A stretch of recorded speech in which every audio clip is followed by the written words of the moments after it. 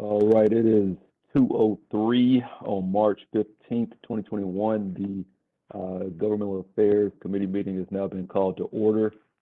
I have a short agenda for today, but before I want to see if anyone has had an opportunity to review the minutes from November 15th.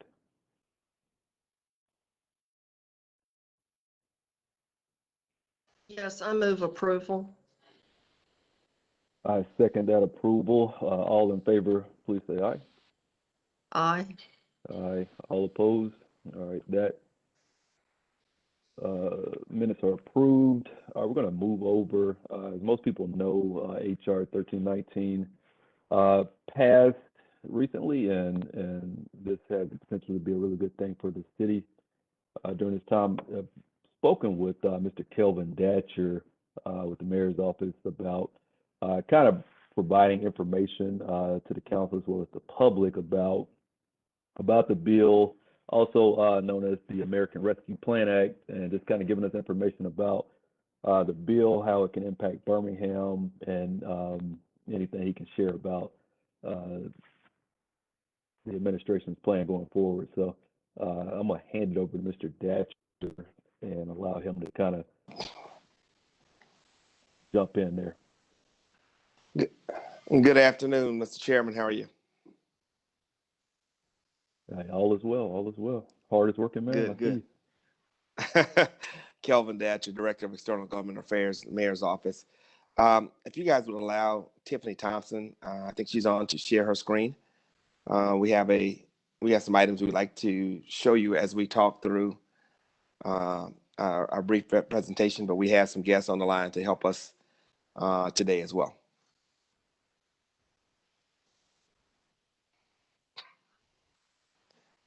But as it's loading, Councilor and Committee, as you all know, last week President Biden signed the American Rescue Plan.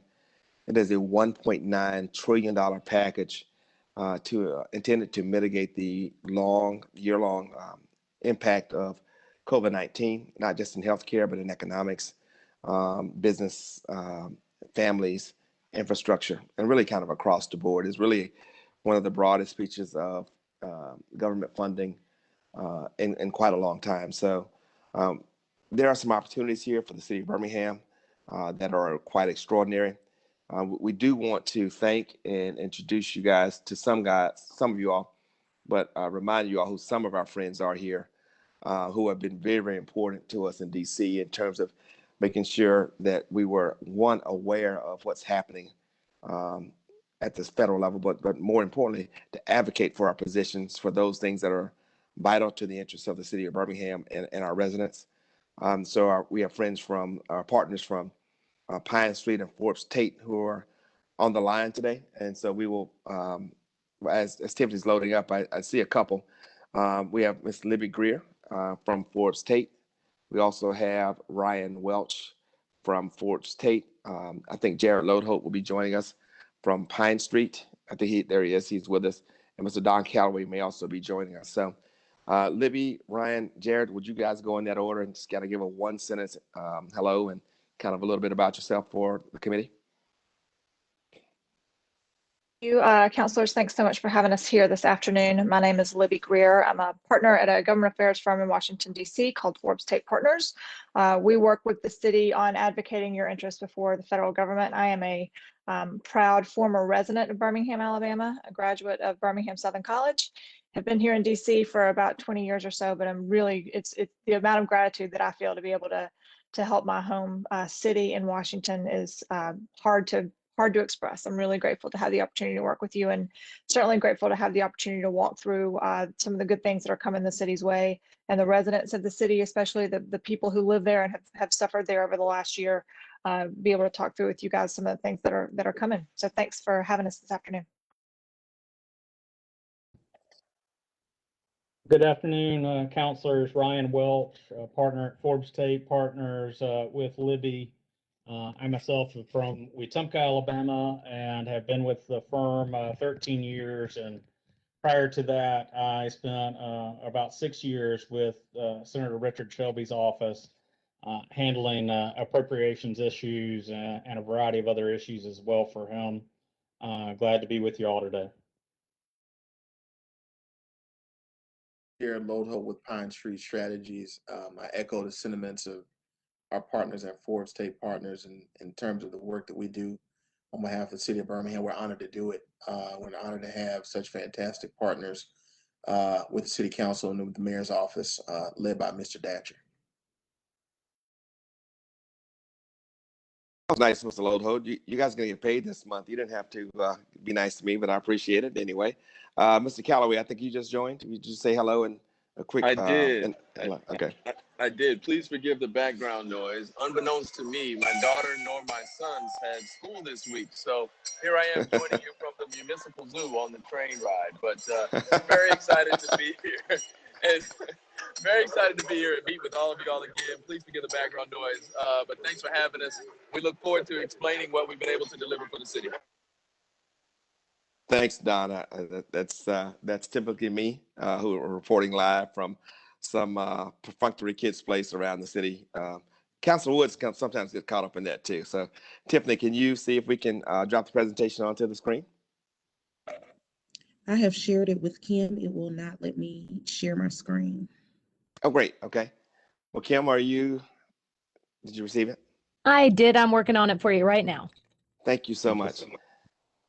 I want to So thank Kim- all the lobbyists and everybody for being available. I know we try to talk to you via this committee once a year, and so I know last year was a weird year, but glad to get you guys back in this year, and definitely glad to be having a good topic to discuss. And so, Quite frankly, we're gonna have to do better because we there's so much going to happen that we're going to go over here in the next few minutes. But there's a lot of things that are going to happen, not just a direct federal allocation that we'll describe to you, but as important, many competitive grant opportunities that are there for the city. And as the federal government now turns their eye towards an infrastructure deal in DC, that's going to be as important as this allocation for the long-term viability of downtown and the eastern, western, north, and south sides of the city. We know right now that the 21st and 22nd Street bridges have to be repaired in the next decade. They're two worst rated bridges in the city. That's about $25 million each. So unless you got a trust fund I wasn't aware of, Mr. Chairman, we're going to have to really be pursuing dollars at the federal level for that. We did compete for a bill grant last year and we didn't get it, but we met with those decision makers afterwards and got great feedback about how to move forward. So should bill come forward again, we'll absolutely be going back towards, I think, that 21st Street Bridge for our initial project. But I can begin talking about this even as we load it. So the bill, the American Rescue Plan, had some really significant priorities. First and foremost was to mount a robust national vaccination program with a goal to contain COVID-19 and to safely reopen schools. And so there will be dollars directly allocated to not just purchasing vaccine, but the actual distribution of it. And as the president always talks about, is getting it in folks' arms.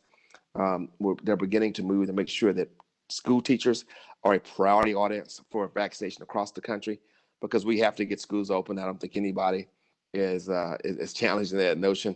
The city of Birmingham City Schools they're doing a really kind of a yeoman's work, I think, in trying to be as creative as possible to be safe, but to get kids back to where they need to be, which is in the classroom. And also, the American Rescue Plan also extended unemployment insurance. Of course, some folks are excited today because there may be $1,400 per person in their household pending in their checking account, as that moved relatively quickly. There was also an increase to SNAP benefits, TANF benefits, I think, were also impacted. There was a significant increase in the child tax credit benefits. And folks will see that between July and December in terms of direct payments to families with children under the age of 17. Kids under the age of 6 have one bracket, then kids who are between 6 and 17 have another bracket in terms of the amount that tax credit will impact those families. And, for us and what we're here to talk about is a $350 billion bucket that was set aside for states, counties, and local government in the bill. So there's direct payment for every city, for every county, in every state in the United States of America. And those are all separate buckets. So there were some challenges with the CARES Act, with some subunits not getting what they thought they deserved from kind of the larger unit. This created three separate buckets of dollars. And so as a metro, we were a part of the local government one, and the city of Birmingham did receive a substantial allocation. Kim, you can go ahead and page through to slide 5 if you can. That's good looking folks there. You can keep moving. One more. Thank you. So the city of Birmingham, one back, please. So the city of Birmingham is slated to receive $148,820,000 through the American Rescue Plan. We did want to make sure you saw some comparison allocations to other folks. This Jefferson County will receive $127,730,000. Mobile, $60,210,000. Montgomery, $42,140,000, and Huntsville, $35,110,000. So those are dollars that are coming directly to the city of Birmingham. They will come in two tranches. One, within 60 days of the passage of the bill, which was last Thursday, we should receive the first half, and then within a year of that date, it will be the second half. And so the guidance has kind of changed, and we'll talk about just that phrase guidance over and over again. You'll get sick of hearing it from me, but the guidance is vital because it will tell us how these dollars can be used, not just the restrictions, but kind of the eligible areas. But our folks in contract compliance, our folks in finance are always going to look at the restrictions. Me, I'm going to look at, okay, what can we do? Like I'm going to look at the pro-spending side. Chaz Mitchell's on, and he is standing over my shoulder every time I send an email about this because he wants to make sure I do it right. So if we can go to the next slide, what we'll see here is that this is how those dollars will be distributed to the city, and that is standard across both city, counties, and states. You can go to the next slide, please. City, counties, and states. So that's how everybody's going to get those dollars. So one of the things you might ask is how were these calculations kind of derived? And so, because if you look at our actual populations, Birmingham, Mobile, Montgomery, and Huntsville, we're really kind of close in populations, but they use a modified community development block grant formula. So they're kind of two parts of that, right? So it takes into account, both parts take into account the total population as well as the poverty amount and the amount of either of housing overcrowding, but also the lag in growth versus the rest of the county, right? So then there are two formulas inside of that. One is that one that benefits rapidly growing cities with high poverty that lack affordable housing. That's Formula A. Formula B tends to benefit older cities with large amounts of old and deteriorating housing, which unfortunately is where we derive many of our benefits from. So anytime we get those CDBG dollars that flow through the city, those entitlement dollars, so to speak, this is how those were calculated. This is modified slightly. And so one of the things we've been tracking the possibility of our allocations of what it might be up and down between different versions of the bills, and also kind of where they were in which house. And so when it finally came down, this 148,820 was really the highest amount that we had ever expected to see. That was even possible for us. So we're incredibly grateful. The mayor has expressed his gratefulness and appreciation to the president, the vice president. Congresswoman Sewell has been, she's been a beast, just an advocate for Birmingham and for all of District 7, but really every city. But she spoke loudly and clearly for the city of Birmingham, and we do owe her a great debt of gratitude for that. Next slide, please. So here's the guidance that we have so far, and this comes directly from the text of the bill. So what happens is different agencies will determine, and they'll send out restrictions that we'll call guidances on how those dollars can be spent, how you report on those dollars, how kind of timelines and deadlines. And so those that they're meant to interpret and translate kind of the Latin that maybe even Pig Latin on how some of this congressional jargon is written. But there are really 4 elements to the American Rescue Plan. So the first is to respond to the public health emergency, the pandemic itself, or its negative economic impacts. And so that's gonna be very important to the city as we move forward in figuring out how we can impact our community, that or its negative impacts, including assistance to households, small businesses, nonprofits, and aid to impacted industries such as tourism, travel, and hospitality. we know that Birmingham has become a destination city. And so because of that, it's going to be vital that we are creative in making sure that we keep those great visitor experiences alive to continue to bring folks to the city of Birmingham so they can because they can enjoy our world-class hospitality in our hotels, our restaurants, and our bars. 2, to provide premium pay to eligible workers of the state, territory, or tribal government, metropolitan city, non-entitlement unit of local government, or county that are performing such essential work, or to provide grants to eligible employers that have eligible workers who perform essential work housing. So everybody knows, it's no secret that with the impact of the pandemic, there was a severe and drastic impact on the city's budget. This led to the elimination of several paid holidays, the COLA, the merit increase, and longevity increase. And those will be among the mayor's top priorities in addressing with these resources. Next slide, please. So this is the longer one. This is basically saying they're going to give us guidance on how to replace lost revenue, right? And so that's important to us, as we know we expected a $63 million deficit, and we had a huge loss. We went from $451 million in our budget to $419, when in fact the trajectory of the city was going the other way. The 451 is the largest budget in the history of the city 2 years ago, and we should have been on the trajectory to keep moving skyward with our budget. We are hopeful that we can plug the holes in the current budget process that's happening now, and really make Birmingham's economy stable and strong as we move forward and launch into what will be a spectacular year with the opening of this protective stadium, with the renovation of the BJCC, with Carver Theater coming online, with several amazing things happening in our city.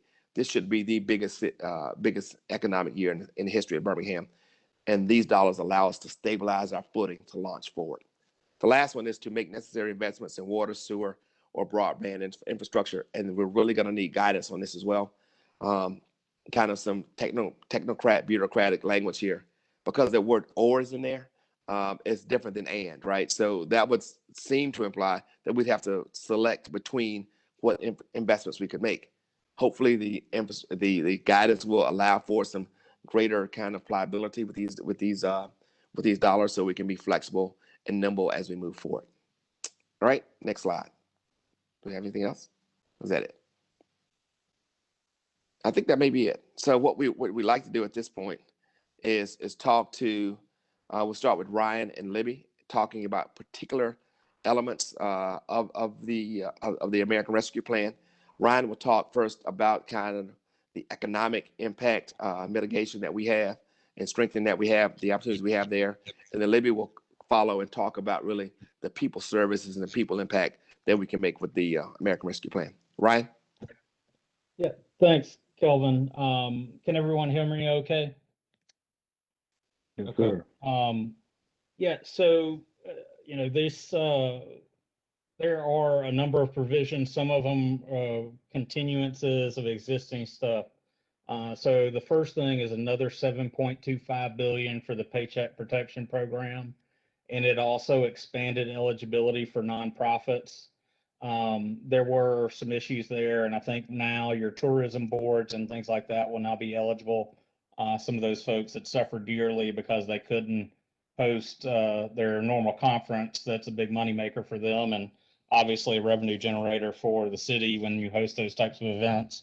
There's some assistance for them as well. But that will be there. I'll say it is worth noting that the December 27th bill that passed right beforehand also had a second draw of PPP money, and that deadline is coming up at the end of the month. So I would remind you and all of your constituents, if they haven't applied for those funds yet, they need to do that. They should go to the SBA website to do that, because I believe March 30th is the last day for the second round of PPP.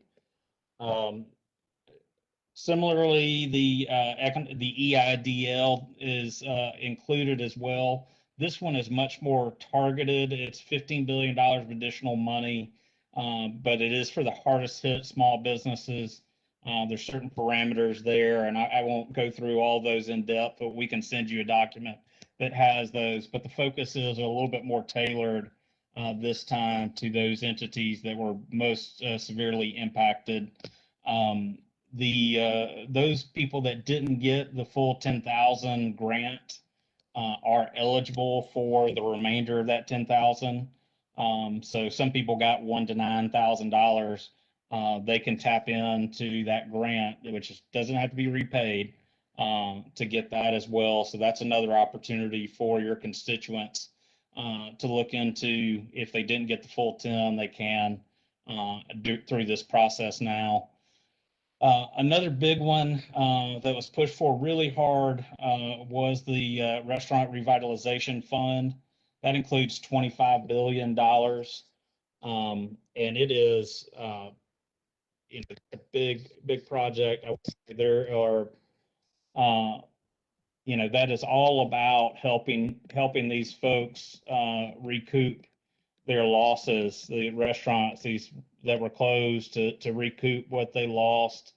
Eligibility for it will be spent on payroll, principal or interest on mortgage obligations, rent, utilities, maintenance, including construction for outdoor seating, supplies such as PPE, cleaning materials, normal food and beverage inventory, certain covered supplier costs, operation expenses, paid sick leave, etc.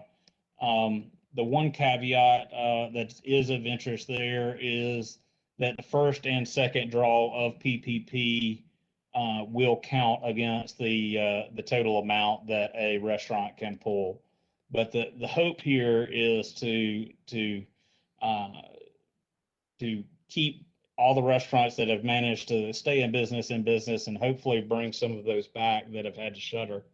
And so that's a brand new program. So we'll see that run through the SBA and get more specifics from them down the road once they've moved through that process.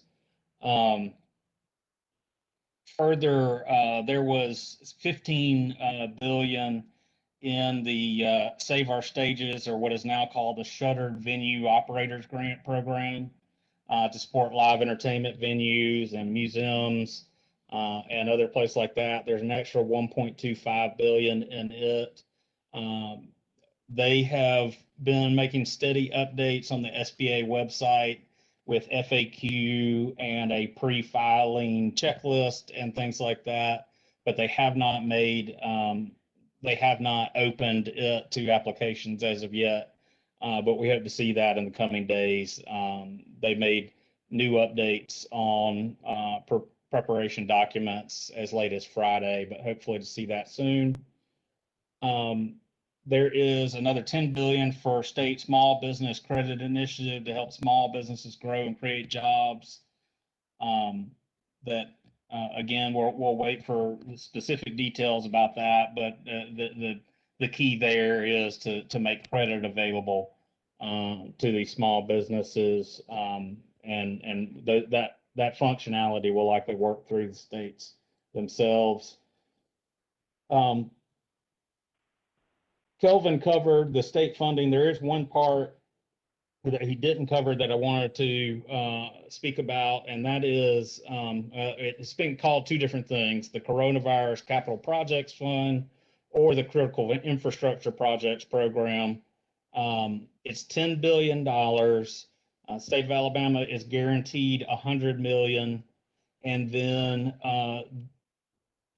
it's parceled out, but then there is an additional, after they get the money out to each state and the territories, et cetera, the last bit will be distributed based on population, based on rural population, and based on household income that is below 150% of the poverty line.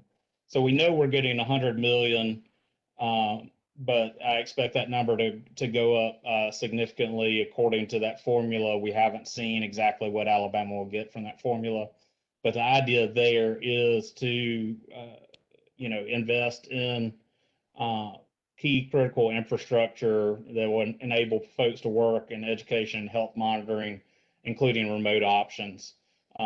So again, another funding source that we're going to need to learn more about over time.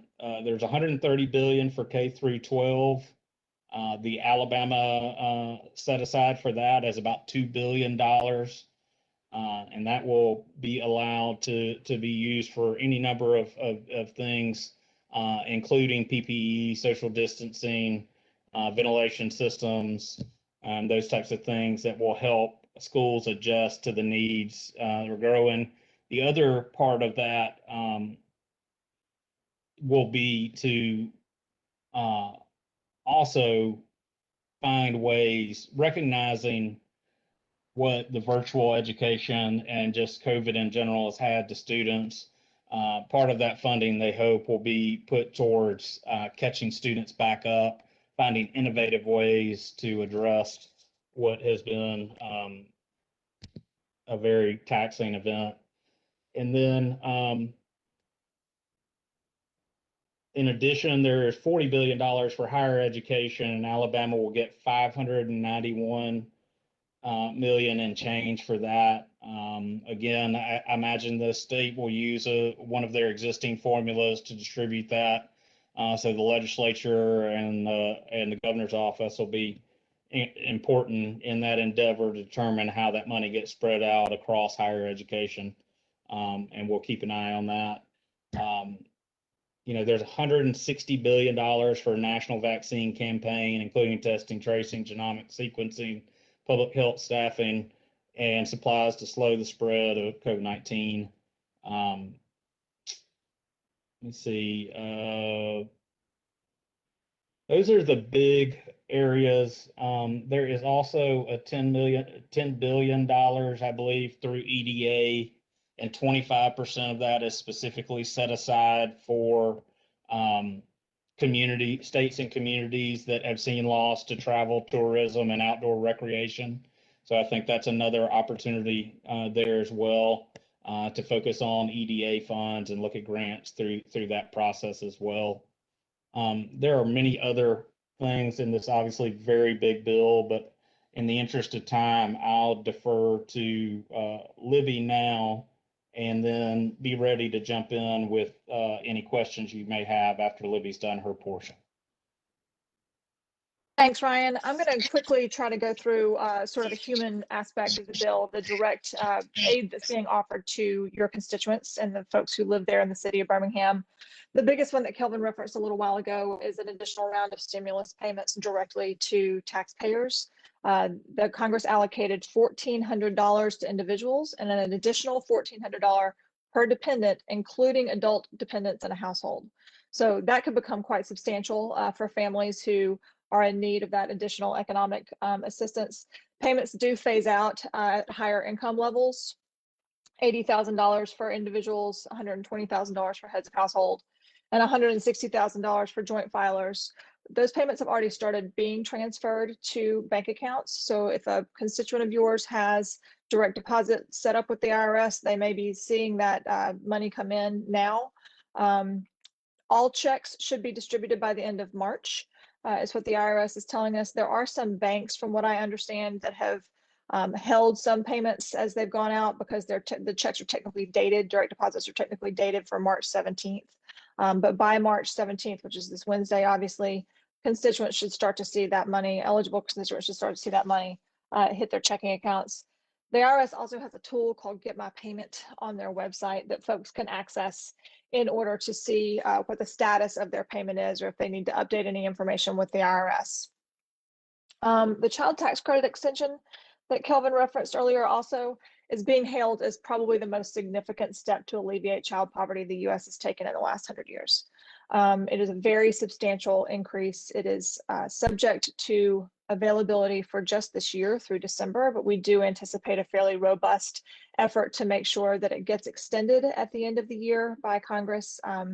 We do expect that there will be a fierce lobbying effort that the city is probably going to want to think about how to engage in. Under current law, you probably know that the child tax credit is worth a maximum of $2,000 per child under the age of 17. Not all of it is refundable for the lowest earners, meaning that there's been a ceiling in there. Individuals must have earned at least $2,500 to qualify for the entire credit. That ceiling has been eliminated. So any taxpayer who is not earning income can still earn income for their child through the child tax credit. Several changes have been made. They've increased the age to 17. They've increased the amount of the credit to $3,000 for children per child for ages 6 to 17, and to $3,600 per child for kids under 6. The entire credit, like I said, is refundable. 50% of the credit can be received in advance. One of the key pieces of this policy, obviously, with a tax credit, most folks see that income come in the form of their tax filing annually.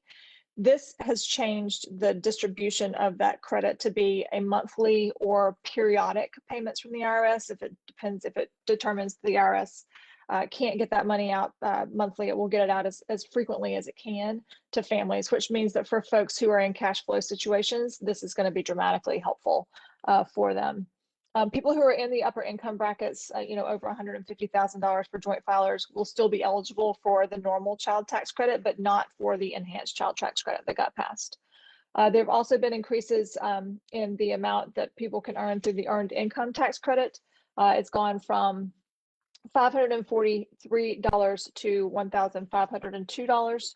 And then the age to claim the childless EITC is reduced from 25 to 19 years of age. So again, a poverty reducing tool that the IRS is going to use. Kelvin mentioned SNAP benefits. They are going to be increased by 15% through the month of September. Changes have also been made to the ACA to make sure that more folks are eligible for tax credits and premium subsidies through the Affordable Care Act. Specifically, we're increasing the size of the subsidy for those who are already eligible for assistance, and it adjusts subsidies for people who make more than 400% of the federal poverty level to make sure that no one is paying more than 8.5% of their income for a health insurance premium. In Alabama, over 40,000 people will now be eligible for tax credits to acquire ACA plans who weren't before, and over 56,000 are now eligible for zero benchmark coverage through the ACA. So that's another pretty significant expansion of healthcare coverage and opportunity for lower income Alabamans. Unemployment insurance has also been extended. The enhanced payments that started last year when we first found ourselves in the pandemic have been extended through September 6th by $300 a week. It also, this is important for the city, extends and increases a provision that was created by the CARES Act to provide federal support to cover 75%, that's up from 50%, of the cost of unemployment benefits for employees of state and local governments and other nonprofit organizations. So that's an increased plus up. Emergency rental assistance, we know folks are really struggling with rent and mortgage. There was $21.5 billion in emergency rental and utility assistance in this bill. Alabama should receive about $250 million for rental assistance. There were some child care stabilization grants established for folks who either need help paying for child care or who are child care providers themselves. The share, Alabama's share, is going to be based on the number of statewide kids who participate in the free and reduced lunch program, also the state per capita income and the share of kids under 5. These grants are going to be available through September 30th of this year. And in Alabama, we expect about $453 million in child care stabilization grants, which again are going to be primarily tax credits to folks who need help paying for child care. And then also child care development block grants that providers can apply for. So another really important role for the city to play, helping potential grantees navigate that process. So that's another shot in the arm, as it were, for Alabama, which leads me to vaccines. So let's talk about vaccine distribution dollars. We heard about that a little bit ago. There's been $7.5 billion allocated in this bill for enhanced vaccine distribution. Now, a lot of our vaccine problems are solved by the recent announcements of increased manufacturing capacity. There will be more vaccine getting out into communities because of this increased capacity. But as you know, the federally qualified health centers are really critical to reaching folks in communities that are a little bit harder to reach and that experience the health inequities associated with being parts of communities of color. or folks who are experiencing poverty. Through the good work of the mayor and Congresswoman Sewell, Alabama Regional Medical Services was just invited to participate in the federal vaccine distribution program.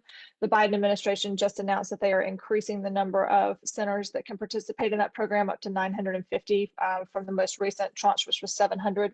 So really expanding that capacity. The allocation that is received by these federally qualified health centers to be part of that federal system is in addition to just jurisdictional allocation. So it's going to be additional vaccine made available to folks.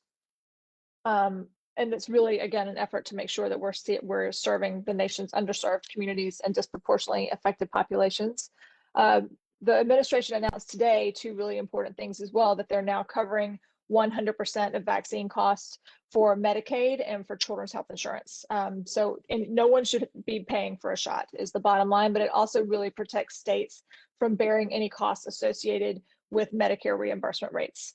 The last thing that they've done and announced today is that they are essentially doubling the reimbursement rate for providers who are providing vaccine. So the intent here is to really encourage providers to get out into communities and participate, for example, Kelvin, on a mobile vaccination facility that's going to move around the communities. So it's a doubling in reimbursement rate to really incentivize vaccinators to get out there and participate in the program. So a lot of really good, exciting things happening that will really, we believe, help the constituents that you all serve and help the communities in Birmingham receive better aid in the wake of the pandemic. Libby, thanks so much. And council, as the mayor begins to engage you to talk about, how we can leverage these dollars and invest them most wisely. I know one thing he's going to talk about is providing the kind of one-on-one attention and personalized technical assistance that small businesses need, that individuals need to apply and be competitive for those grants that are going to be out there. We lost you for a minute. If you could rewind about 15 seconds, we lost you. Am I back now? Yeah, we got you. We just lost you. Oh, when you man, get to that good part, we couldn't hear you. It was absolutely brilliant too. I tell you. But one of the things that the mayor's really going to work with you all on and advocate for is ensuring that there's personalized support, kind of this one-on-one support for families and for small businesses to be able to apply for these competitive grants, for the PPP, for the EIDL, for the restaurant revitalization fund. For all these grants that are out there, it may be difficult for someone who is a plumber, right, who has not done those other things, or a barber, or a baker, or whatever, right? So the mayor's going to talk with you all about advocating to provide that kind of support for our small businesses, our individual sole proprietorships that really make our communities great. So with that, Mr. Chairman, we'll turn it back over to you for any questions you may have. All right, thank you all for being able to present today. Councilor Abbott, do you have any questions that you would like to ask? Well, not at this time, but I'm hopeful that someone will send us a copy of the slideshow so we can maybe print it out and read it at night when we're trying to sleep or something like that. Yes, ma'am. And Councilwoman Abbott, I realized we were throwing a ton of numbers at you as well. We've got fact sheets that you guys can use to sort of help digest all the things that can be resources for your constituents that we can get down to you. Yeah, that's good because, my notes may not be all that accurate. I don't write that fast, and y'all have pumped out a lot to us. And, we do want to get it right because when we go to neighborhood meetings, man, they want to know what we know. And if we say something that's wrong, you get called out on it eventually. So we don't want to give any bad information. And this is a lot to digest. I mean, it's a lot of money. And I guess my biggest question is one that you can't answer. Where is this money going to come from? And how are we going to pay it back? Because I don't think we've got anything but a printing press up in Washington. And I'm not even sure that's where they print it. So, Mr. Chairman, if I can. So from the local, from the local perspective, Ms. Abbott, you don't have to worry about Budget and Finance trying to find $148,820,000 to pay back, right? We'll leave that to the big shots in DC. So these are direct allocations that we do not have to pay back, and we're going to be pursuing, going after with reckless abandon all of these other grant programs out there to make sure we can get as many resources to the city as possible. And again, the direct allocation and the grants that we're pursuing will not have a payback kind of attached to it. Yeah, but we know that there's no free lunch, and so somebody's going to pay this money back eventually. And I don't want the Chinese buying up all our debt because then they'll take over our company, our country. So, you know, it's all very scary, even though it's good news for us that we're going to get help. We know that there's no free lunch and that in the end, somebody's going to pay. And it won't just be rich people because there won't be any of them left. Well, yes, ma'am. We are gonna tax Councilor Woods, you know, at that higher bracket. You know, he can pay back quite a bit, but I think that the goal is to do what we're gonna try to do locally. The national goal may be the same as the local goal, which is to make more out of these dollars than we receive. We don't want $148 million impact, right? We want this. We want to invest in things that are force multipliers, so that we get 2 or 3, 4 times out of our economy what we put into it. So that will be our goal locally, and when we work with you all, we will kind of keep that in mind. And I think the federal government has that in mind as well. I'll leave that to those folks. They are more highly paid. They got, you know, nicer offices than mine. So we'll keep it local. But we'll be happy to get you copies of everything that we have. Yes, ma'am. It'll be a live council, so we'll kind of parse it out day by day. But we'll make sure we get you those slides from today immediately after this meeting. Okay, good. Thank you.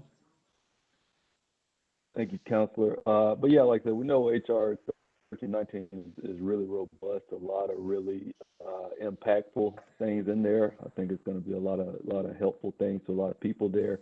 I think, kind of from our point of view, one, it's going to, you know, I know you're going to throw the word guidance out a lot, but it's kind of based on what we know right now. And I guess I'll just be specific with this question.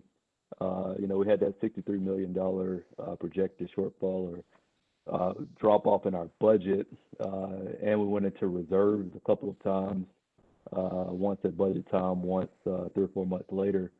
And this is for any of the smart folks on the line, but, you know, based on what we have in the bill so far, do you feel like we'll be able to just plug those gaps with these funds?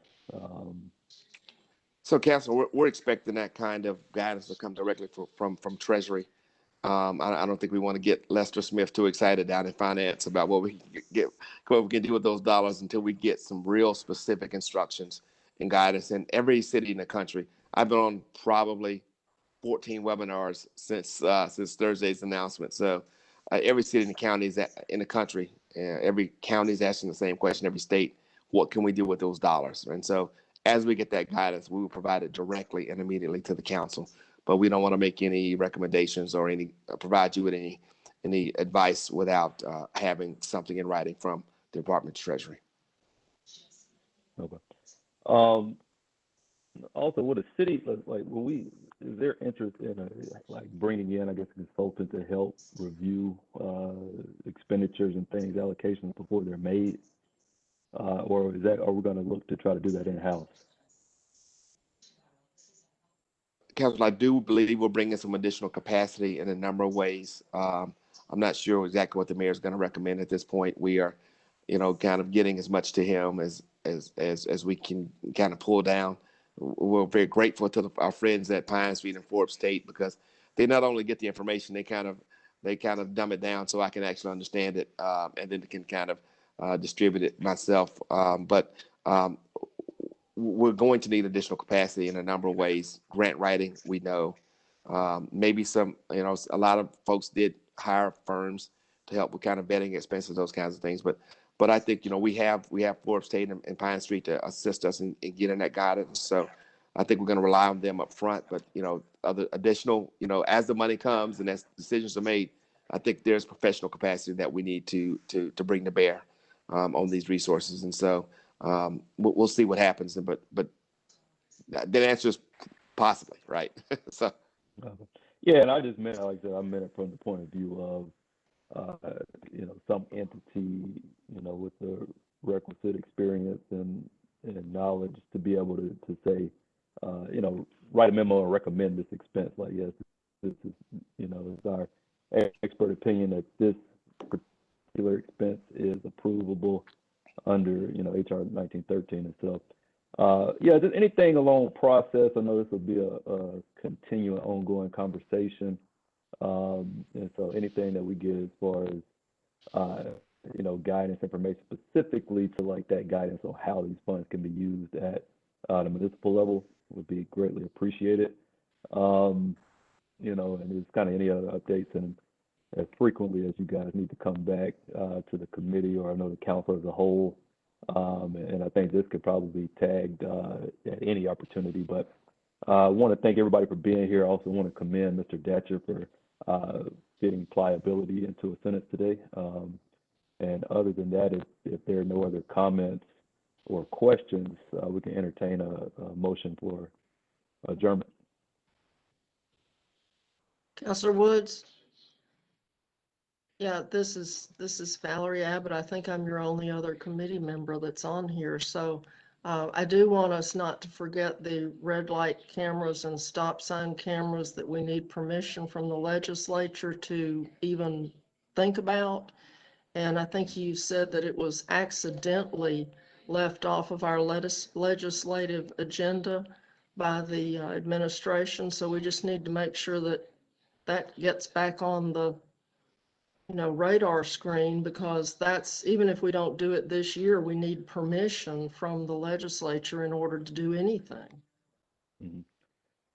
Yeah, I mean, we can circle up on it. I don't think it fell in line with the administration wanted to do at this year, but I'm willing to, if you're interested, seeking out a sponsor. I mean, we got a little bit of time left right now to try to get it dropped, but I think that's kind of, if you're referencing like the overall city's legislative agenda. I know the council had a few things, and some of those things were included on the administration's legislative agenda. But yeah, I mean, like I said, I'm all for solutions, and so I know you get a lot of complaints and issues. I get a ton of them about speeding.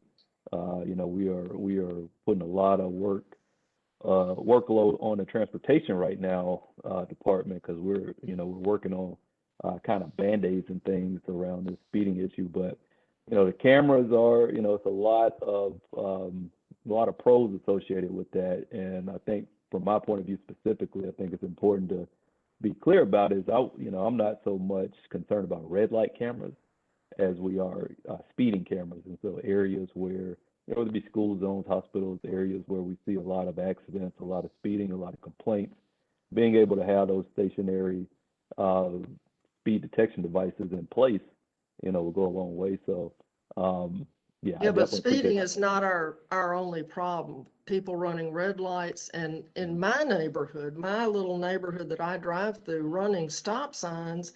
If you get close to one and you think you might be next, you just drive on through it. And that's unacceptable. So your area of town may have a bigger problem with speeding. In mine, we have people who just wantonly run red lights and stop signs like they're not even there anymore, because they know nobody's going to do anything. So we may just have different issues in different areas, but those are things that we need to take care of. And here we are, as usual, without the legislature's permission, we can't do anything. So even if we weren't going to do it this year, it would be wise to go ahead and get the permission that we require, even if we never do it. Yeah. So it's just I'm open to something that. Like I said, we need to keep on our radar screen and put it on somebody else's radar screen too. Well, yeah, Mr. we'll see if Datcher. yeah, he's been quiet, but I know the stop sign piece, I agree with you on, but like those are details as far as like how we implement. We can talk about that at the local level. Yeah, we just need to start with later. permission. Yeah, so I'm willing to work on that. So we'll see if we can I guess charge the hill or whatever they say. While we got a lot of federal folks on, is there a federal solution? Can we get this in HR 1319? But all right, yeah. So we'll circle back on that. Counselor, I got them to go into chase infrastructure dollars next. So so let's be nice to them. Did you have a comment on the speeding enforcement bill? Council, we're happy to have those conversations with you all as well. I think the council has engaged a lobbyist, and we're happy to talk with him as well. Yeah. I gave it a shot, Councilor. I gave it a shot. But yeah, we can. Well, this has been He- languishing for a while, so we just want to make sure it doesn't fall into the abyss.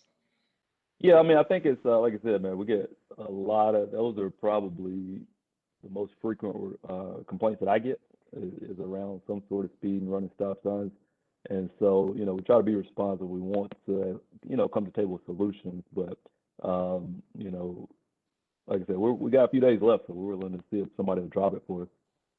So I'll do that if you'll link arms with me and make our demands. So I appreciate that. All right. At this time. Okay, well, I move that we all right. adjourn. And thank you to I second- everyone. All right, I second that motion. All in favor, say aye. Aye. Ayes have it. The meeting is now adjourned. Thank you, everyone, once again.